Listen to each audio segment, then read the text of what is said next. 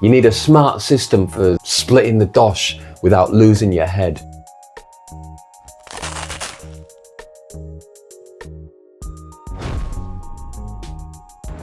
Alright, let's talk money matters. Nobody but a fool starts a cover band just for the cash. But you better believe that the folding stuff can break up your band faster than you can say Yoko Ono. Now, you might not be gigging because you've got bills to pay. Maybe you don't dream of trading your day job for the life of a full-time musician. Or maybe you do, that's cool. But whatever it is that floats your boat, it needs to happen without fist fights at the end of the night.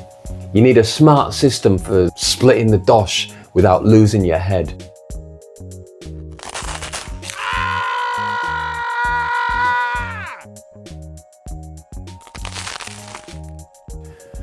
Alright, you want to make sure everyone's paid in a way that's clear, fair and argument-free. Today, we'll break down the different ways you can slice up those hard-earned gig earnings.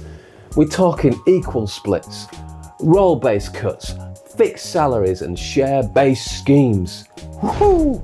Oh, and if you want the full strap-in and scream white-knuckle experience brought to you in the shape of a perfectly formed paper rectangle, then total cover band domination as you covered. Link in the description, my dudes. But for now, let's get into the nitty-gritty details of splitting the gig dosh right here. Equal split. This one's the we're all in this together approach. You roll out an even split like it's pizza night. Everyone gets the same cut, no drama, no calculations. It's simple and it keeps everyone smiling, or at least looking like they are. But watch out, equal splits are great until one person is just coasting along while the rest of you are hauling gear, booking gigs and hyping up the social media. So if you're willing to risk paying the slacker the same as all the hustlers, equal splits is the way to go. Role-based. If equal pay feels like you're splitting your paycheck with a freeloader, try a role-based split. This method says we're paying you for the hustle. If your bassist gets most of the gigs and handles all the invoicing, or the singer's out there kissing babies and pressing flesh on the cover band campaign, they get a bit extra.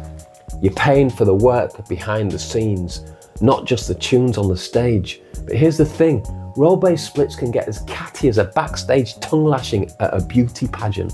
Suddenly, your drummer's got a problem with how much bank the guitarist is making. If you want to use this method, you better be clear about who does what and make sure everyone buys in. Otherwise, it's like throwing a lit match into a big old box of fireworks. Stand well back. Fixed salary model. This one's for bands that like to treat the whole thing like a steady paycheck. Everyone gets the same guaranteed amount month after month, regardless of whether you've got 3 gigs in a month or 10.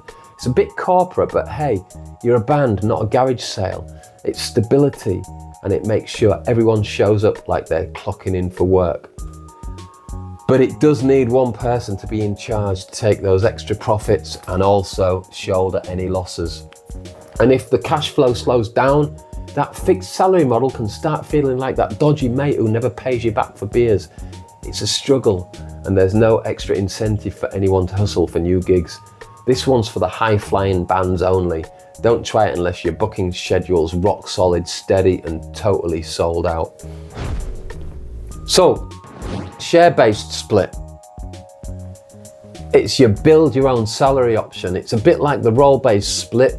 Each member gets a portion based on the contributions or the roles, and those shares can adjust as your setup changes. It's flexible and it feels fair if it's done right.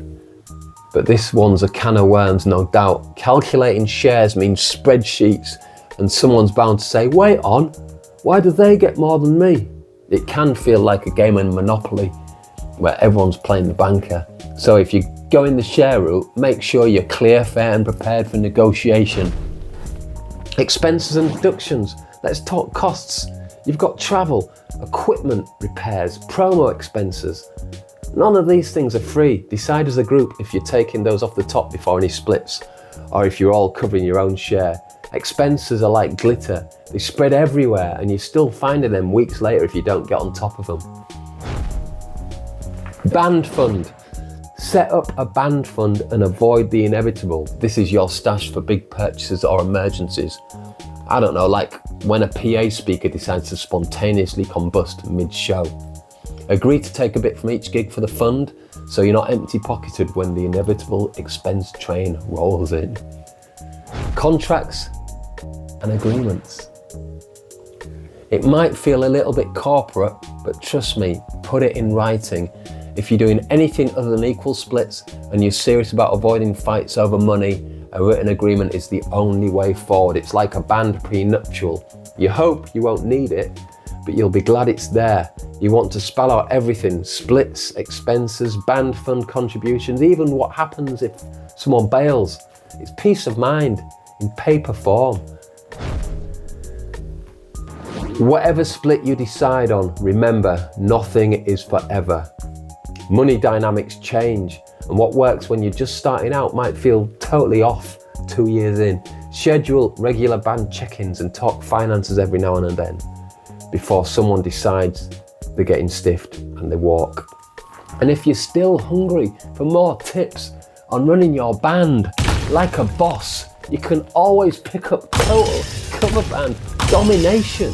It's all there, just waiting to turn you into a total gigging wizard.